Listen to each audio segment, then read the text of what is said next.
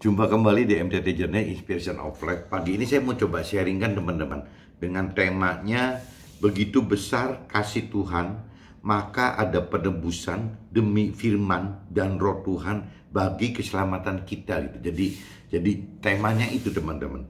Begitu besar kasih Tuhan karena Tuhan itu begitu menyayangi kita gitu. Maka ya Tuhan korbankan Yesus gitu untuk tebus dosa-dosa kita ya, dan juga sekaligus menjadi sebagai jembatan ya untuk memberikan firman Tuhan, dan sekaligus juga memberi kuasa Tuhan berupa Roh Tuhan atau Roh Kudus yang ada di dalam kita, teman-teman. Nah, ini coba saya sharingkan dimulai dari kitab Yohanes, teman-teman. Kitab Yohanes pasal 3 ayat 1 sampai 7, teman-teman. Coba kita cari kitab Yohanes pasal 3 ayat 1 sampai 7, teman-teman. Coba saya bacakan. Kitab Yohanes pasal 3, teman-teman, ayatnya 1 sampai 7. Nah, perikopnya judulnya, teman-teman, percakapan dengan Nikodemus gitu. Itu judulnya gitu.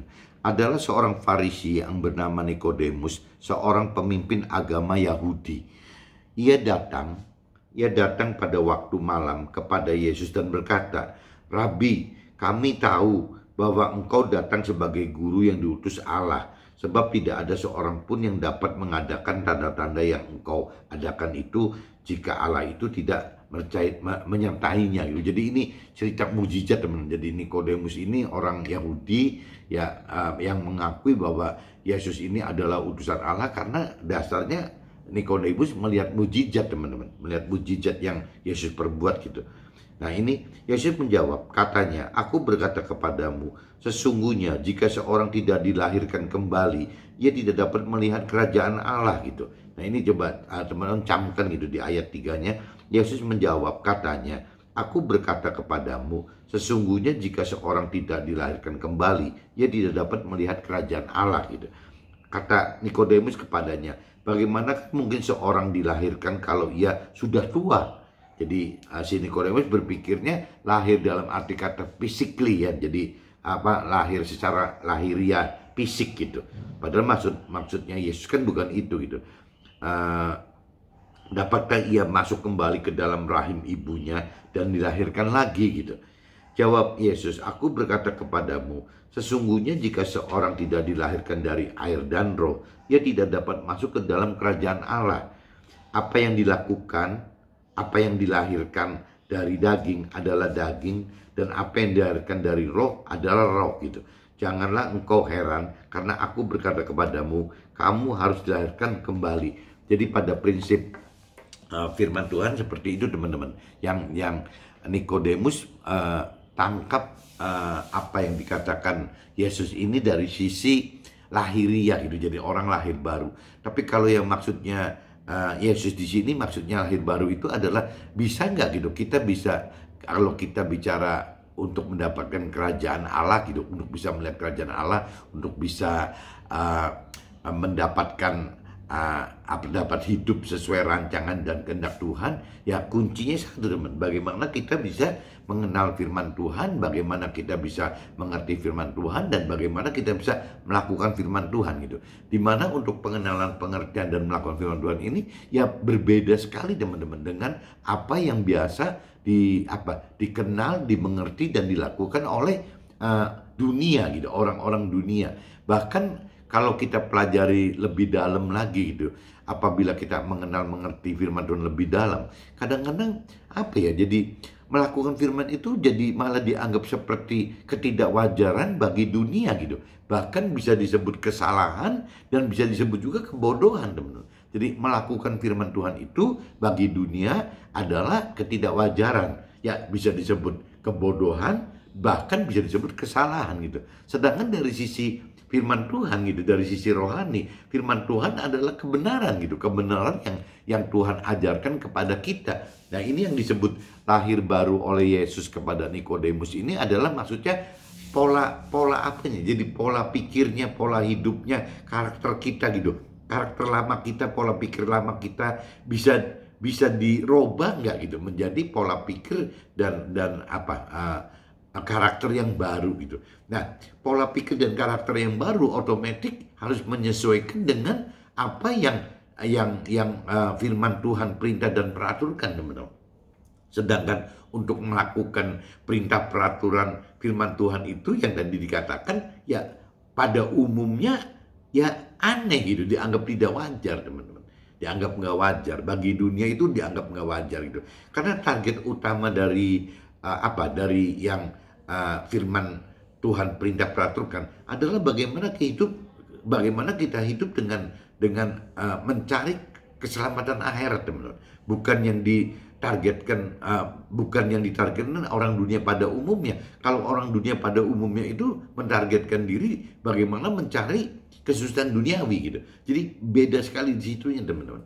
Kalau cerita kita bicara orang yang tidak atau belum mengenal firman Tuhan gitu, rasanya wajar-wajar aja ada perbedaan pengenalan pengertian gitu ya antara firman Tuhan dengan keinginan kehendak duniawi. Tapi yang disayangkan itu, teman-teman, apabila kita bicara orang yang punya keyakinan gitu, orang yang kategorinya itu mengaku tidak, maksudnya tidak dalam kondisi tidak mengenal firman, tidak percaya Tuhan gitu. Orang berkeyakinan itu ya dia bicara dia percaya Tuhan gitu. Kalau orang punya keyakinan dia percaya akan apa Tuhan gitu, dan dia merasa cukup percaya diri bahwa dia mengenal gitu, mengenal kehendak Tuhan, rancangan dan kehendak Tuhan. Tapi sebenarnya pola-pola pikir orang berkeyakinan itu adalah semua itu dasarnya bukan dari pikiran perasaan kehendak Tuhan, tapi lebih condong ke dalam pikiran perasaan kehendak sendiri, dari jiwanya sendiri gitu. Nah, akhirnya tidak ngait dengan apa yang Tuhan pikir, rasakan dan kehendaki yang ada dicantum dalam firman-Nya Tuhan itu gitu, teman. Nah, ini kalau buat saya pribadi, orang yang punya keyakinan ini justru lebih punya potensi hidup dengan di luar cara-cara Tuhan gitu, dibanding orang yang belum atau tidak mengenal Tuhan sama sekali. Kalau orang yang belum atau tidak mengenal Tuhan sama sekali, ada potensi satu saat ya apabila dia mau tergerak mengenal Tuhan, ya mencari Tuhan, ya merenungi Tuhan gitu, ada potensi bisa bisa ketemu Tuhan dengan cara yang benar gitu, sesuai dengan pikiran perasaan kehendak Tuhan. Tapi kalau orang punya keyakinan karena memang dasarnya sudah percaya diri bahwa dia sudah percaya Tuhan gitu dengan caranya sendiri, dengan caranya pikiran perasaan kehendaknya sendiri, dia juga sudah merasa sudah mengenal Tuhan dengan pikiran perasaan kehendak sendiri. Nah, ini yang jadi agak repot, agak susah, teman, agak susah untuk itu. Nah, ini saya nggak ngerti apakah orang seperti ini nanti kategorinya seperti kategori orang-orang ahli Taurat atau kaum Farisi itu gitu. Kalau ahli Taurat dan kaum Farisi itu ya dari teman-temannya Nikodemus ini gitu, jadi orang-orang yang Yahudi ini gitu. Banyaknya orang ahli Taurat dan kaum Farisi dari Yahudi, teman-teman. Kurang lebih seperti itu gitu. Jadi ya bedanya cuma satu gitu. Kalau ahli Taurat kaum Farisi itu orang yang sudah dengan yakinnya bahwa dia itu hidup taat melakukan firman Tuhan. Tapi kalau dilihat lebih detailnya gitu, ya orang Yahudi ini rasanya bedanya itu, kalau secara teori mungkin Tauratnya mirip-mirip sama dengan kita gitu. Cuman bedanya kalau cerita di Nasrani atau di Muslim gitu, ya saya nggak ngerti apakah kalau khususnya di Nasrani gitu, ya ada prinsip roh Tuhan yang dihidupkan di dalam setiap manusia, setiap kita gitu, di mana roh Tuhan itu ya akan terlibat di dalam firman Tuhan gitu. Jadi tidak firman Tuhan itu cuma dipisahkan sebagai teori-teori rohani saja, tapi firman Tuhan itu dihidupkan ya bukan cuma berupa teori rohani, tetapi ya menjadi rema gitu. Jadi bukan logos gitu, bukan jadi teori rohani, tapi menjadi rema, jadi hidup, firman yang hidup, firman yang disertai dengan roh Tuhan gitu, sehingga firman itu hidup. Nah, di Nasrani katakan begitu. Tapi kalau saya sharing dengan beberapa teman-teman di Muslim, ya katanya di Muslim juga sama gitu, ada yang disebut roh Tuhan, kalau di Nasrani sebutannya roh kudus, kalau di Muslim sebutannya nur gitu. Itu sama, teman-teman. Jadi bagaimana dalam kehidupan kita itu tidak melulu cuma teori firman saja, tapi ternyata ada roh Tuhan yang dihidupkan gitu. Jadi kita hidup dari dua, teman-teman, dari firman Tuhan gitu. Kita hidup dalam jalannya firman Tuhan, dan kita juga menghidupkan roh Tuhan gitu. Nah, ini mirip-mirip, teman-teman, dari Nasrani dengan Muslim itu mirip-mirip. Tapi kalau Yahudi saya nggak ngerti dalam, dan saya juga nggak ngerti di luar Nasrani dan Muslim gitu, seperti Buddha, Hindu atau yang lain gitu. Apakah sama gitu seperti halnya Nasrani dan Muslim, bahwa ada roh Tuhan yang dihidupkan di dalam kehidupan kita selain firman Tuhan, teman. Jadi andalan kita hidup ya dua, teman. Jadi bagaimana kita harus mendalami pengenalan pengertian akan firman Tuhan, tapi kita juga sama, teman. Bagaimana kita meningkatkan iman percaya kita ya lebih percaya kepada Tuhan dengan cara ya kehidupan kita harus bareng-bareng dengan roh Tuhan gitu. Semakin kita menghidupkan roh Tuhan, ya berarti semakin tinggi iman kita gitu. Ya, dan bahkan roh Tuhan ini bisa memberi pertolongan pada kita gitu ya, untuk dapat lebih mampu mengerti firman Tuhan dari persepsi Tuhan itu, dari jiwa Tuhan, dari pikiran perasaan kehendak Tuhan, bukan dari pikiran perasaan kehendak kita sendiri. Saya sudah baca di kitab Yohanes pasal 3 ayat 1 sampai 7, teman-teman. Nah, ini saya coba kaitkan lagi dengan kitab Yohanes, sama-sama dengan kitab Yohanes pasal 3 juga, tapi ayatnya saya lompat ke 16 sampai 21, teman-teman. 16 21, coba teman-teman cari kitab Yohanes 3 ya, lompat ke ayatnya 16 sampai 21. Nah, ini saya coba bacakan, teman-teman. Karena begitu besar kasih Allah akan dunia ini, sehingga ia telah mengaruniakan anaknya yang tunggal, supaya setiap orang yang percaya kepadanya tidak binasa gitu, melainkan beroleh hidup yang kekal. Jadi karena itu kan yang tadi dikatakan, karena Tuhan itu sangat mengasihi kita gitu, akhirnya ya dia mengorbankan Yesus ini gitu ya, agar kita bisa mendapatkan pengampunan dosa, lepas dari dosa-dosa waktu zamannya Adam gitu, dosa awal kita. Dan juga ya Yesus itu menjadi akhirnya menjadi dasar dari firman Tuhan kita, bahkan bisa sekaligus menjadi perantara roh Tuhan, Roh Kudus yang memang Tuhan Allah berikan kepada Yesus itu ya diberikan juga kepada setiap kita sebagai manusia gitu. Jadi intinya gitu, teman-teman. Jadi Tuhan Allah karena begitu besar kasih Allah kepada kita, ya akhirnya sampai mengorbankan begitu gitu.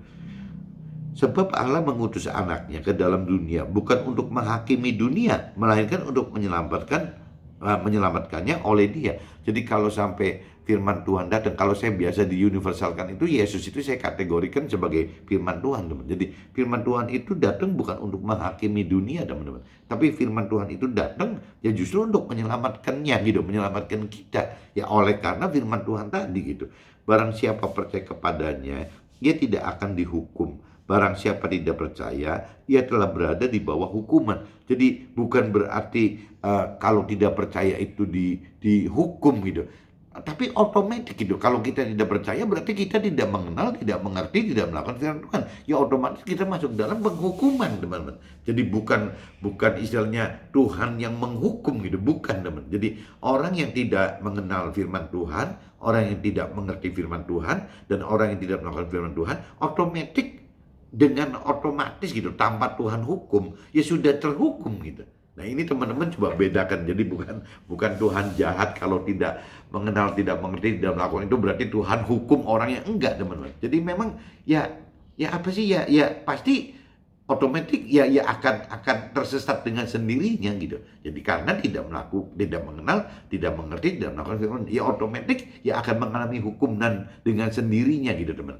Jadi intinya firman Tuhan datang itu bukan untuk menghukum, tapi untuk menyelamatkan, malah kebalik gitu. Nah, cuman kalau orang yang tidak mengenal, mengerti, dan melakukan firman Tuhan, ya biasanya konsekuensinya ya akan masuk ke dalam ya penghukuman secara otomatis gitu. Karena tidak mengenal, tidak mengerti, tidak melakukan firman Tuhan. Ya seperti itu, teman-teman. Jadi bukan karena firman Tuhan jadi dihukum, bukan karena otomatis mengalami hukuman sendiri gitu. Nah, ini kalau dilanjutkan lagi, dan inilah hukuman itu, terang telah datang ke dalam dunia, tetapi manusia lebih menyukai kegelapan daripada terang, sebab perbuatan mereka jahat gitu. Nah ini kalau kembali lagi, kalau perbuatan-perbuatan yang seperti dilakukan orang dunia, dalam arti kata orang yang hidup tidak dengan mengenal, tidak mengerti, serta tidak melakukan firman Tuhan, tidak hidup sesuai perintah perintah firman Tuhan. Kalau dari sisi rohani disebutnya jahat, teman-teman, kejahatan. Meskipun bagi orang dunia mungkin tidak ngakuin ini gitu, karena orang dunia anggap bahwa ya wajar-wajar saja kalau sampai orang dunia melakukan hal-hal yang diminta oleh dunia gitu. Nah padahal yang diminta oleh dunia adalah bisa menjadi kejahatan bagi orang rohani gitu. Tapi begitu pun sebaliknya teman, orang yang melakukan rohani pun bisa disebut kesalahan bagi orang dunia karena dianggap tidak wajar gitu ya. Dan juga bisa dianggap kebodohan mungkin teman. Jadi kebodohan bagi orang dunia gitu. Jadi pelaku rohani adalah bisa juga disebut kebodohan bagi orang dunia. Jadi memang terbalik-balik teman. Orang rohani berpikir bahwa orang dunia itu berbuat jahat, tapi kalau secara duniawi ya melakukan firman Tuhan itu adalah kesalahan dan kebodohan gitu, dianggapnya seperti itu gitu. Karena tidak wajar itu bagi orang dunia, dianggap nggak wajar gitu.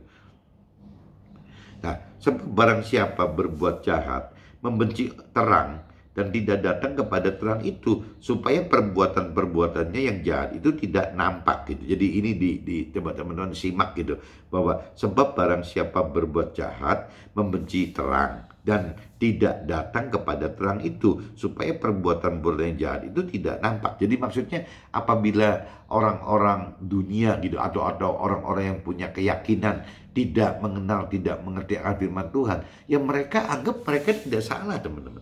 Tapi begitu kalau orang dunia yang tidak mengenal mengerti akan Tuhan dan firman Tuhan, atau orang yang hanya cuma sekedar berkeyakinan percaya Tuhan dan mengenal Tuhan tapi kurang benar dengan cara yang kurang benar gitu. Ya, waktu mereka lebih mengenal mengerti akan firman Tuhan, waktu mereka melakukan firman Tuhan, mereka berarti sama aja terlihat gitu bahwa dia itu dulu salah gitu loh. Nah sekarang benar. Nah untuk menghindari mereka dianggap salah, ya mereka mungkin lebih milih tidak deket-deket gitu teman-teman. Kalau deket jadi salah gitu, jadi mereka tidak milih deket, dibiarkan aja seperti itu gitu, menjauh gitu. Maksud firman seperti itu teman-teman. Tetapi barang siapa melakukan yang benar, ia datang kepada terang, supaya menjadi nyata bahwa perbuatan-perbuatannya dilakukan dalam Allah. Nah tetapi itu balik lagi, barang siapa keinginan pengen benar gitu, hidupnya pengen benar, ya mereka harus datang kepada terang. Nah, maksudnya datang kepada terang itu datang kepada firman Tuhan gitu ya. Bagaimana harus lebih mendalami pengenalan pengertian firman Tuhan dengan bagaimana caranya melakukan firman Tuhan. Nah, tapi setelah mengenal mengerti akan firman Tuhan, biasanya teman-teman mereka akan tersingkap bahwa di dalam pengenalan pengertian firman Tuhan itu ternyata bukan cuma firman Tuhan aja, Tuhan itu juga memberikan roh Tuhan untuk kita gitu. Jadi selain firman Tuhan, Tuhan juga memberikan rohnya, roh Tuhan kepada kita gitu. Seperti waktu pertama Tuhan memberikan roh Tuhan, Roh Kudus kepada Yesus, sama teman-teman. Jadi roh Tuhan atau Roh Kudus yang di dalam Yesus gitu, itu sama aja gitu dengan roh Tuhan, dengan Roh Kudus yang diberikan kepada kita. Dan bahkan tidak hanya orang Nasrani loh, untuk semua manusia itu firman Tuhan katakan diberikan roh Tuhan ini. Jadi cuman yang mungkin yang agak sama itu ya tadi, misalnya teman-teman yang dari Muslim itu ya yang berasumsi sama bahwa ada roh Tuhan di dalam kehidupan kita gitu. Nah cuman kan kalau kita tidak mengenal mengerti dalam akan Tuhan, akan firman Tuhan, kadang-kadang kita juga bingung teman, antara roh Tuhan, kok roh Tuhan bisa ada di kita di mana gitu ya. Karena manusia pada umumnya, dunia ini, orang dunia ini gitu, manusia dunia ini atau orang yang punya keyakinan itu ya hanya mengenal bahwa manusia itu terdiri dari tubuh dan jiwa saja, tidak mengenal bahwa ada roh gitu. Nah kalau bicara roh Tuhan, nanti akhirnya roh Tuhannya kemana gitu loh. Nah roh Tuhan itu ya kalau kita yang sudah lebih mengenal mengerti akan firman Tuhan, ya roh Tuhan itu ada di dalam roh kita gitu, bersemayam dalam roh kita. Karena untuk orang-orang yang sudah lebih mengenal mengerti akan firman Tuhan akan Tuhan, ya udah ngerti bahwa di dalam kita ini bukan dua unsur yang cuma tubuh dan jiwa saja, tapi ternyata di dalam kita ada tubuh, jiwa dan roh teman-teman. Nah, ada 3 gitu. Jadi istimewanya orang yang sudah mengenal mengerti akan firman Tuhan itu, ya istilahnya ya kita mempunyai tiga unsur gitu. Jadi mungkin kalau cerita mobil mungkin jadi kalau orang dunia cuma 2 silinder kali. Kalau orang rohani jadi mesinnya 3 silinder gitu. Nah ini bedanya, mesti kan powernya kan lebih bagus yang 3 silinder teman-teman. Nah ini yang mesti kita pelajari gitu. Ya kalau kita pengen hidup lebih maksimal gitu, ya bisa mendapatkan keselamatan akhirat sekaligus juga bisa mendapatkan tambahan sukses duniawi gitu. Ya harusnya ya harus bisa menghidupkan 3 unsur tadi teman, dari tubuh, jiwa, dan roh itu gitu. Tapi kalau orang dunia ya karena unsur rohnya tidak dihidupkan, ya konsekuensinya bisa-bisa tidak mendapatkan keselamatan akhirat. Itu yang justru yang Tuhan takutkan, ya itu. Kalau kita tidak berkeselamatan akhirat kan bagaimana gitu hidup kita. Karena keselamatan akhirat kan sifatnya kekal teman-teman. Jadi roh kita nggak bakal mati ya selamanya. Ya ini yang Tuhan takutkan. Kalau kita tidak berkeselamatan keselamatan akhirat, ya kita jadi ya habis cuman di dunia yang fana ini, dunia sementara ini. Sisanya masuk akhirat, ya masuk ke dalam neraka gitu. Nah itu yang Tuhan tidak kehendaki kan, untuk kita jangan sampai kita masuk ke dalam neraka gitu. Tuhan sangat mengasihi kita untuk bisa kita terhindar dari neraka gitu. Nah ini saya udah bacakan semua teman-teman di kitab Yohanes tadi pasal 3 ayat 1-7 dan kitab Yohanes pasal 3 ayat 16-21. Nah sekarang saya coba masuk ke draft saya aja teman-teman. Jadi saya coba catat di sini bahwa mujizat diperlukan agar yang tidak atau belum mengenal dan mengerti keberadaan Tuhan dapat tercelik dan mengakui Tuhan gitu. Mujizat itu terlihat nyata dibanding janji-janji firman Tuhan yang tidak nyata oleh karena butuh kedalaman pengenalan dan pengertian firman serta butuh tingkat iman percaya Tuhan secara lebih gitu. Jadi di sini bedanya gitu teman-teman. Orang-orang yang masih belum dewasa rohani itu sangat mendambakan hal-hal yang berkaitan dengan mujizat teman-teman. Karena mujizat itu apa ya, nyata gitu, kelihatan nyata sekali gitu. Yang tadinya sakit jadi sembuh, yang tadinya nggak ada uang gitu, miskin jadi mendadak bisa kaya gitu. Yang tadinya ya segala macam gitu, yang tadinya nggak punya rumah tahu-tahu punya rumah gitu. Itu mujizat, itu nyata sekali, kelihatan sekali oleh dunia gitu, oleh orang awam itu ya nyata sekali.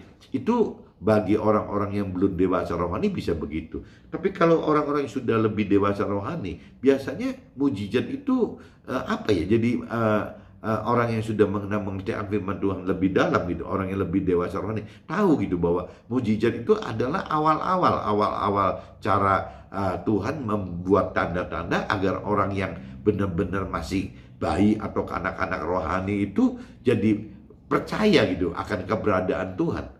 Itu mujizat itu fungsinya untuk itu teman-teman. Tapi contoh kayak di kitab Nasrani gitu kan, Alkitabnya kitab Nasrani itu kan terdiri dari 2. Ada kitab Perjanjian Lama dan kitab Perjanjian Baru. Apabila kita bicara di kitab Perjanjian Lama, ya banyak cerita mujizat teman-teman. Tapi kalau sudah bicara di kitab Perjanjian Baru, sudah mulai dididik bahwa ya bukan cuma mujizat saja yang diperlukan gitu. Ternyata kedalaman pengenalan pengertian firman Tuhan itu dominan sekali, harus diperlukan teman-teman. Karena kaitannya kalau pengenalan pengertian firman itu kaitannya langsung dengan apa ya, bukan mujizat gitu, tapi kita bisa lakukan untuk tuai janji-janji Tuhan. Kalau mujizat itu kan kita tanpa melakukan apa-apa juga bisa terjadi teman-teman. Tapi kalau cerita bagaimana kita menuai janji Tuhan itu, ya kita harus lebih dalam mengenal mengertikan firman Tuhan, dan kita harus melakukan firman Tuhan teman-teman. Ya waktu kita melakukan firman Tuhan, otomatis janji Tuhan tertuai gitu. Nah otomatis kita masuk ke dalam rancangan kehendak Tuhan. Jadi kalau mujizat itu kesannya kita nggak ngapa-ngapain, diem aja, pasif aja juga ya bisa terjadi gitu. Tapi kalau bicara janji Tuhan itu harus kita melakukan firman Tuhan teman, untuk bisa menuai janji Tuhan dan kita jadi masuk ke dalam rancangan kehendak Tuhan. Ya bedanya di situ teman-teman. Nah di kitab Yohanes 3 pasal 3 dan ayat 3 dikatakan, aku berkata kepadamu, sesungguhnya jika seseorang tidak dilahirkan kembali, ia tidak dapat melihat kerajaan Allah.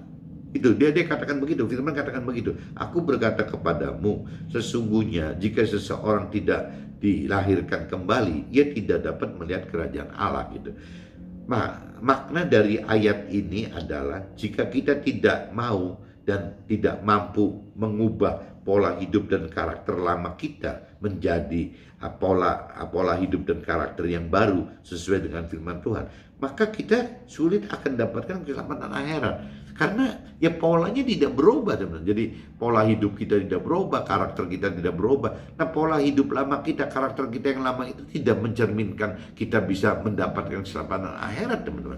Karena pola hidup lama kita, karakter lama kita ya lebih beradaptasi, lebih mengarah kepada ya hal-hal duniawi gitu, yang dibutuhkan oleh dunia gitu. Jadi pasti bertentangan dengan apa yang dibutuhkan oleh keselamatan akhirat. Jadi memang harus berubah, teman. Bagaimana caranya kita berubah ya dari pola hidup dan karakter lama kita menjadi ya pola hidup dan karakter yang baru gitu.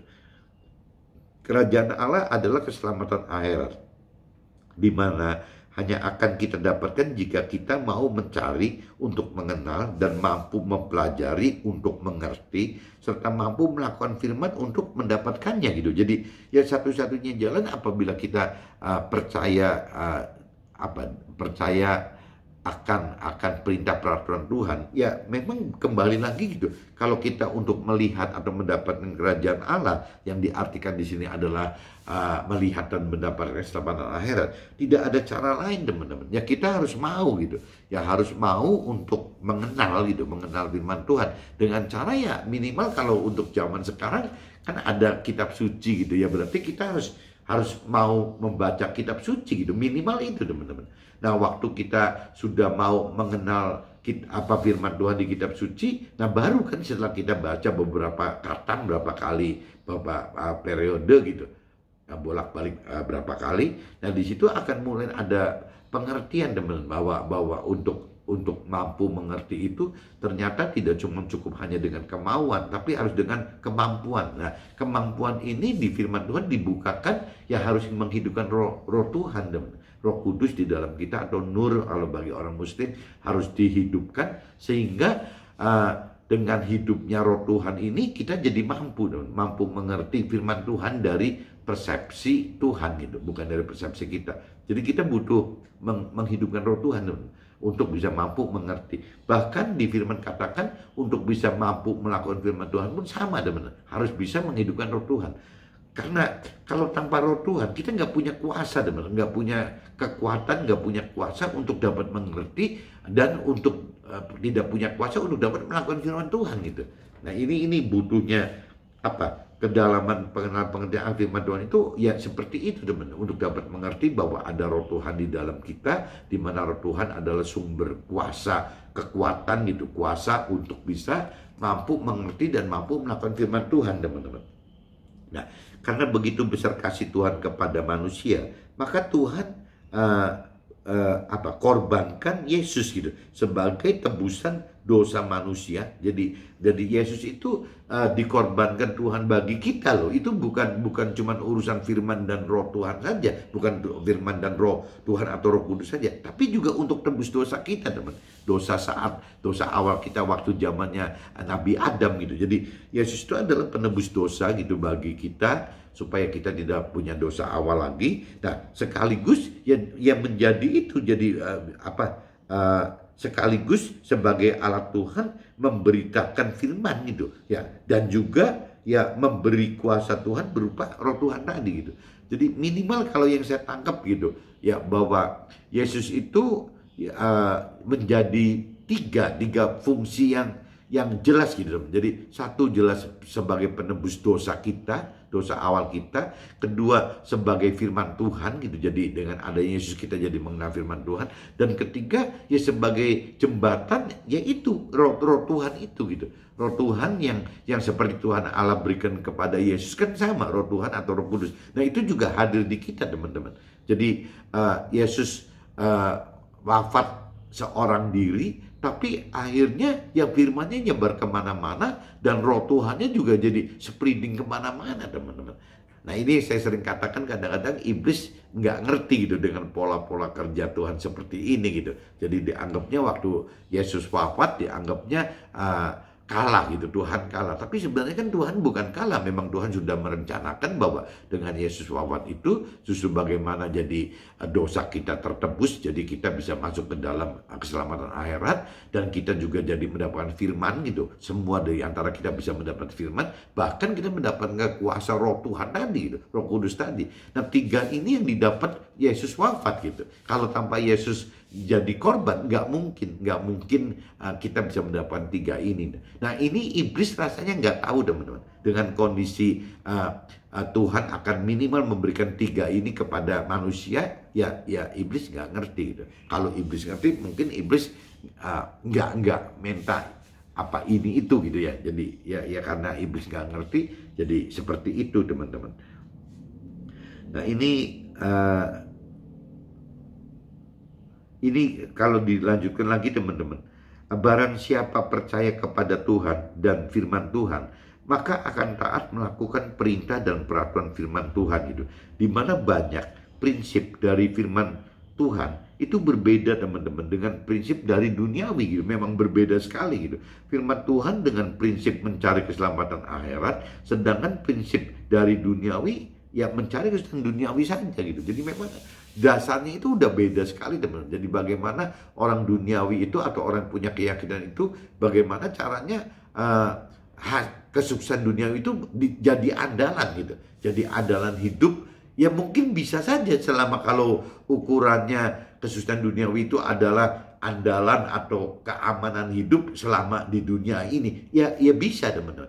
Tapi kalau bicara jadi kesuksesan duniawi itu untuk mengantisipasi, untuk mendapatkan kerajaan Allah atau mendapatkan keselamatan akhir, ini rumusnya nggak ada teman-teman. Karena kesuksesan duniawi itu secara teori rohani itu tidak terbawa gitu, tidak ada dampak apa-apa ke dalam alam akhirat. Jadi sesukses-suksesnya manusia di dunia ini gitu, tetap tidak akan membawa apa-apa saat meninggal dunia masuk ke alam akhirat. Nah, ini yang beda. Jadi kalau sukses duniawi itu adalah bekal duniawi gitu, bukan bekal akhirat. Yang dibutuhkan di akhirat itu adalah bukan bekal duniawi. Bagaimana caranya mengumpulkan bekal akhirat untuk kepentingan di akhirat nanti. Nah, untuk mengumpulkan bekal akhirat ini ya kembali lagi kita harus dalam mengenal mengerti akan firman Tuhan. Kita harus banyak melakukan perintah peraturan Tuhan dalam firman-Nya gitu. Nah, ini yang menjadi bekal akhirat untuk kita di sana teman-teman.